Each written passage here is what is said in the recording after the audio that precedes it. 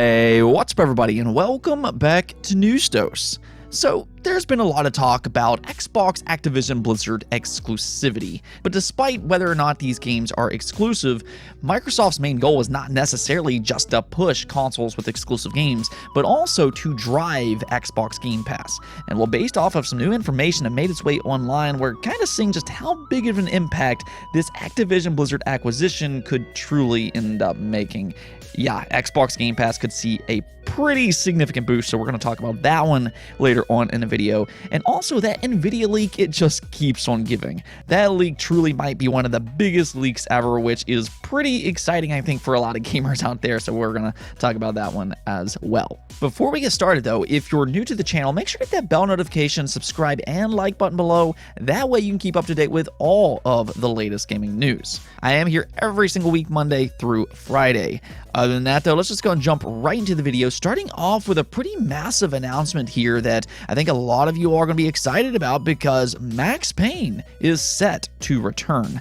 Yeah, you fans of Remedy Entertainment out there, you're probably pretty happy right now as they have a lot going on. We'll get back to that here in just a moment, but they did officially confirm here that they are remaking the first two Max Payne games by teaming up with Rockstar Games. You can actually take a look here at their official statement where they say, under the development agreement signed today, Remedy will develop the games as a single title for PC, PlayStation 5, and the Xbox Series X and S using its proprietary Northlight game engine. The game's development budget will be financed by Rockstar Games, the size of which will be in line with a typical Remedy AAA game production. Under the agreement, Remedy has a royalty opportunity after Rockstar Games has recouped its development, marketing, and other costs for distributing and publishing the game. The project is currently in the concept development stage. Now, there's a few different things here that kind of stands out about this statement. For one, it looks like this game is still years away from actually being in the hands of players. They do say that it is in the concept development stage, and, well, they actually just signed a development agreement today. So we're probably looking at around 3 to 5 years before we actually get to play this game ourselves. Nonetheless, just getting a simple confirmation I think is going to be pretty exciting for a lot of fans out there. The other part about this though is that they do say that they are remaking Max Payne 1 and 2 as a single game. Now exactly how they're going to go about doing that will be interesting to see. But I have to say, as a Remedy fan myself, I'm excited to see what they can do with this upcoming generation. They have a lot going on over there. They have Alan Wake 2 in development. That's the one I'm really excited about. We're also hearing about a new Control, and now on top of that, you also have this Max Payne 1 and 2 remake. Definitely exciting times for Remedy fans. Unfortunately, though, we do have another delay to talk about today. This has been a trend here in recent years, so this should be far from unexpected by this point, but the next delay is for the upcoming Sega game being 2 Point Campus. This is the follow-up for 2 Point Hospital, where instead of building your own hospital, this time you're building your own college campus. It actually seems like it's a perfect fit, and it also looks quite humorous, and I know there was also a lot of fans of that first game, so definitely an interesting title to say the least, but unfortunately it has now officially been delayed. It was actually supposed to originally release just next month actually, but has now been pushed back to August 9th. So we are talking about a 3-month delay here, but they did also post a new video yesterday, the developer vision. So if you want to see more on this game, I'm going to leave a link in the description below. That video is about 5 minutes long, and it'll give you some new details on the upcoming 2 Point Campus. In the meantime, though, when this game does eventually release on August 9th, it will release on the Nintendo Switch, PlayStation, Xbox, PC, and it'll also be launching directly into Xbox Game Pass day 1. Really, though, I think for anybody that likes management sims, this is definitely a game to look forward to. Next up here, we do have an update for a couple of different Nintendo games. And since we were just talking about a delay, we might as well go ahead and talk about Mario plus Rabbids Sparks of Hope. I have seen some concern online that maybe this game will be delayed into 2023 because, I mean, what game hasn't been delayed by this point? And well, we really haven't heard much about this game since it was first announced by Ubisoft, so there has been that concern that maybe this game has been pushed back to 2023, as we've seen with several other games prior, including Zelda Breath of the Wild 2.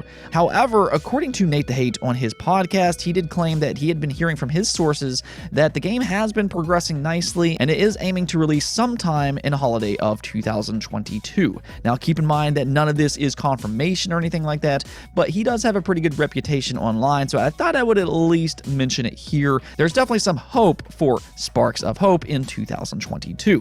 If this is true, though, I do imagine that we probably will start to hear about this in the coming months. One thing that always kind of keep in mind when it comes to Nintendo is that they're the type of company that could have literally nothing announced, and then the next day they could drop a Nintendo Direct, and then in the next 3 months they'll have like 5 or so games set to release. So with Nintendo, there's always that element of surprise, and we do know that there probably will be a Nintendo Direct right around the time frame of Summer Game Fest, which is set for June, so maybe we'll start to hear about it then. Now, as for this other game, though, Nintendo did announce their next Nintendo Switch Online Plus expansion pack game, which is Mario Golf. Mario Golf is set to come to Switch Online Plus expansion pack April 15th, so this is just next week. And this is actually perfect timing with the Masters going on right now, and maybe Tiger Woods has inspired you as of recent, and if you want to play a new golf game, maybe you can check out Mario Golf, again, when it comes on April 15th. Okay, so let's go and talk about Xbox and the Activision Blizzard acquisition once again. Obviously, this has been a big topic this year, and there has been a lot of questions about what's going to happen next. One of the most discussed questions, though, regards exclusivity. Now, we've actually heard Microsoft come out and say that they are not looking to make popular franchises, such as Call of Duty, exclusive to Xbox. They do intend to release popular franchises, such as Call of Duty, on other platforms, such as PlayStation, and have even alluded to bringing them over to Nintendo platforms as well. That one right there is definitely interesting.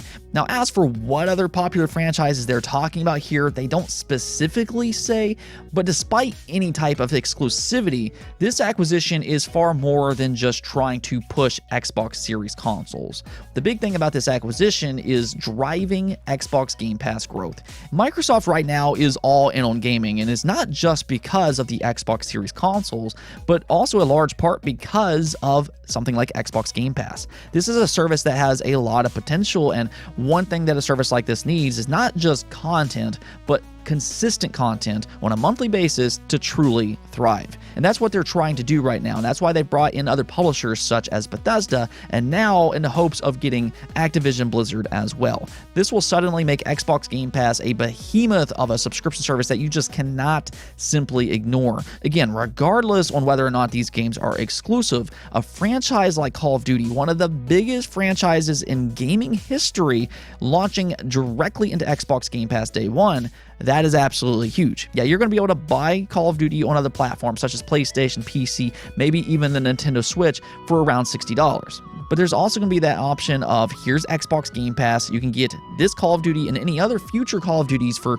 just $10 a month. That's a very big thing, and it also goes for other Activision Blizzard titles, including Diablo. There's also Crash Bandicoot, there's Spyro, and the list just kind of goes on and on. Activision Blizzard has a lot of staple IP that could really help grow Xbox Game Pass.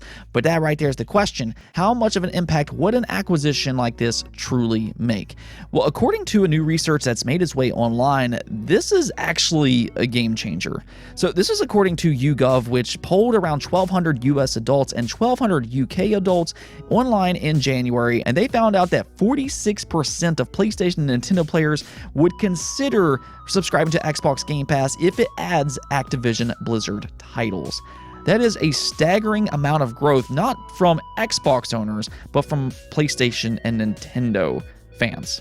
That would be more than just a significant transition. That is nearly half of the PlayStation and Nintendo fans in the United States, but there's also a lot of interest among other platforms as well, including Xbox. It does say that Activision titles on Game Pass would also tempt 43% of Xbox gamers, 42% of PC gamers, and 27% of smartphone gamers. Now keep in mind that this is just in the United States, but we're also seeing a lot of interest in the UK. Over in the UK, Activision Blizzard titles on Game Pass apparently would tempt 48% of Xbox players, 29% of PlayStation fans, 26% from Nintendo and PC, and then 20% of smartphone gamers. So what you're seeing from this poll here is that, again, despite exclusivity, just these games being included in Xbox Game Pass is going to be absolutely huge for Microsoft. This is the exact reason that you're seeing them jump through hoops right now, trying to get this acquisition through regulations. They want to drive Xbox Game Pass growth, and it is becoming very clear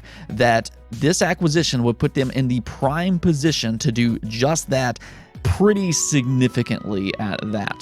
I think that this poll does kind of reveal one thing though. This could end up being a big shakeup for the game industry as long as the Activision Blizzard acquisition does make it through regulations. On to our final topic of the day though, and this one is really interesting, maybe for reasons that fans didn't even originally realize. So what's happening is that it's been spotted that Square Enix has recently trademarked Tactics Ogre Reborn. Now this is far more interesting than just a simple trademark though, which we'll kind of get back to here in just a moment. But obviously for you Tactics Ogre fans out there, this alone is exciting, right? Tactics Ogre is a beloved strategy RPG and is often listed among the all-time greats, and it does look like Square Enix might be considering to do a possible remake here, or maybe even a possible remaster. They have been doing those HD 2D games, so maybe it could be along the lines of that, but for the time being, this is just a simple trademark, so we don't know exactly what Tactics Ogre Reborn is as of yet. For that matter, trademarks don't always amount to be anything, but there's a little bit more to this than just that. See, what's happening here is that this is not the first time that we've actually heard about this Tactics Ogre remaster. Just last year, we heard about a Tactics Ogre remaster in several, and I mean several other games in an Nvidia Geforce leak. At the time, this was believed to be one of the biggest leaks in game history as it revealed countless games in development for PC.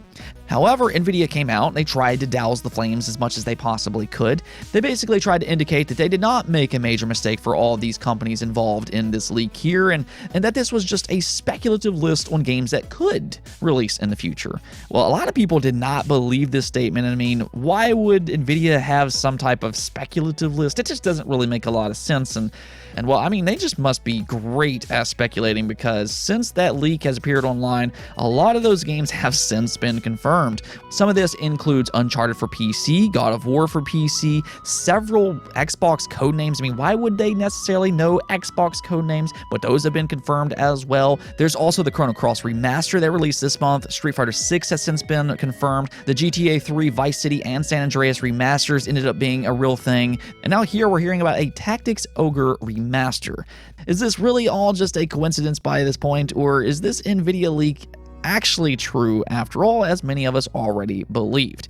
It definitely looks like a legitimate leak by this point, which really would make this one of the biggest leaks of all time. I mean, there's a lot of games on this list, and I will leave a link in the description below, but just to kind of put things into perspective on just some of the games that appears in this list mentions a Final Fantasy IX remake, which right away is going to get a lot of people interested. We're also hearing about Kingdom Hearts 4, Dragon's Dogma 2, that one's pretty interesting right there, Titanfall 3, and there's several, and I mean several, Sony PC games on this list as well. Now, we've already seen Sony commit much more towards releasing their games on PC. We've seen them release games such as Uncharted on PC. They've released God of War, Horizon Zero Dawn, and Death Stranding. But according to this Nvidia leak here, they're also going to be releasing several other games that they haven't officially announced yet. This includes Helldivers 2, Horizon Forbidden West, Gran Turismo 7, Returnal, Demon's Souls, Ratchet & Clank, Sackboy, and even Ghost of Tsushima. According to this leak, these all possibly could come to PC sometime in the future. And again, we have seen Sony kind of commit more towards PC gaming, and in fact, just last year, they acquired an actual PC porting studio in Nixxes. So yeah, this could actually end up happening, but yeah, I think that there's definitely a lot of really exciting games on this list. Final Fantasy IX Remake, that's the one that I am really interested in personally, but really by this point, this list does not just simply look like a speculative list as Nvidia would like us to believe. It does look like a lot of this is indeed true, and even some games that were completely out of left field, they're now getting confirmed as well. So I mean, for you fans out there that have been dreaming of a possible Final Fantasy IX remake, it looks like that might be a more realistic thing than ever before.